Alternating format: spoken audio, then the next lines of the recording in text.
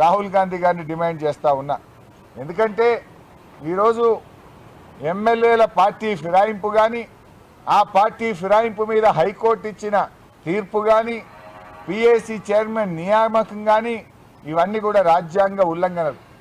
ఈ రాజ్యాంగ ఉల్లంఘనల నుంచి దృష్టి మరల్చడం కోసం రేవంత్ రెడ్డి గారు దీన్ని ఒక లా అండ్ ఆర్డర్ సమస్యగా, ఇదేదో కౌశిక్ రెడ్డి గాంధీల మధ్య వ్యక్తుల మధ్య కొట్లాటగా దీన్ని చిత్రీకరించడానికి ఆయన కుట్రబంతా ఉన్నాడు. ఇవాళ ఏమైంది? ప్రభుత్వం ముఖ్యంగా రేవంత్ రెడ్డి గారు నగ్నంగా బయటపడ్డారు.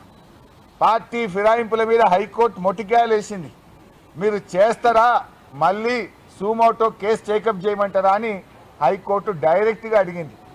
దాని నుంచి దృష్టి మరల్చడానికి కౌశిక్ రెడ్డి గారి మీద అటాక్ చేయించి ఇది రాజ్యాంగ ఉల్లంఘన కాదు, ఇదేదో లా అండ్ ఆర్డర్ సమస్యగా తీర్చిదిద్దే విధంగా రేవంత్ రెడ్డి గారు కుట్ర చేస్తూ ఉన్నారు. అంటే బేసిక్గా కూడా రేవంత్ రెడ్డి గారిది ఏంటంటే అన్నీ కూడా డైవర్షన్ టాక్టిక్స్.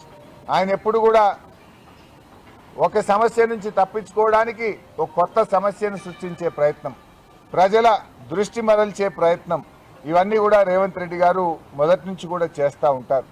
ఇవాళ 6 గ్యారంటీల అమలు గురించి మేము మాట్లాడుతూ ఉంటే, దాని గురించి ఎప్పుడైనా మేము గ్యారంటీల గురించి పోరాటం చేస్తే దాన్ని మర్పించడానికి ఒక డ్రామా చేస్తుంటాడు. రుణమాఫీ గురించి బీఆర్ఎస్ పార్టీ పోరాడితే హైడ్రా అనే ఒక డ్రామాను ముంగట పెట్టిండు. ఖమ్మం వెళ్లి వరద బాధితులకు సాయం చేయడంలో కాంగ్రెస్ ప్రభుత్వ ఫెయిల్యూర్ను మేము ఎండగట్టే ప్రయత్నం చేస్తే అక్కడ రాళ్ల దాడితో ఓ డ్రామాను క్రియేట్ చేసే ప్రయత్నం చేసిండు. హైకోర్టు ఎమ్మెల్యేల డిస్క్వాలిఫికేషన్ మీద మొట్టికాయలు వేస్తే పిఏసీ చైర్మన్ను అపాయింట్ చేసి డైవర్షన్ డ్రామాను తెరలేపిండు.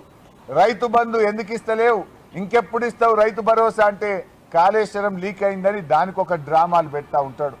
అయ్యా రేవంత్ రెడ్డి గారు, నువ్వు ఎన్ని డ్రామాలు ఆడినా తెలంగాణ ప్రజలు తప్పకుండా సమయం వచ్చినప్పుడు నీ ప్రభుత్వానికి సమాధి కడతారు. డ్రామాలు కట్టిపెట్టు, ప్రజలకు ఇచ్చిన హామీలు అమలు చేయమని చెప్పి ఈరోజు మేము డిమాండ్ చేస్తూ ఉన్నాం. నువ్వు అనుకోవచ్చు ఏదో రాళ్ళు విసురుతున్నాం, వీళ్ళు భయపడతారు అనుకున్నాం. మాకేమీ పోరాటాలు కొత్త కాదు, ఉద్యమాలు కొత్త కాదు, అరెస్టులు అంతకంటే కొత్త కాదు. 14 ఏళ్ళు కొట్లాడిన వాళ్ళం, జైలుకు పోయిన వాళ్ళం, లాఠీ దెబ్బలు తిన్న వాళ్ళం, పదవులను త్యాగం చేసి తెలంగాణ సాధించిన వాళ్ళం. అందుకే ఇవాళ తెలంగాణ గురించి చాలా బాధ్యతగా మేము ఆలోచిస్తూ ఉన్నాం. సరే, నువ్వు మొన్న ఖమ్మంలో రాళ్లతో కొట్టియచ్చు, నిన్న హైదరాబాద్లో కౌశిక్ రెడ్డి ఇంటి మీద రాళ్లతో కొట్టించవచ్చు. ఎన్ని రాళ్ళు విసురుతో విసురు, ఆ రాళ్లే రేపు మళ్ళీ బీఆర్ఎస్ ప్రభుత్వం రావడానికి పునాది రాళ్లుగా మారుతాయి. రేవంత్ రెడ్డి గుర్తుపెట్టుకో అని చెప్పి నేను హెచ్చరిస్తా ఉన్నా.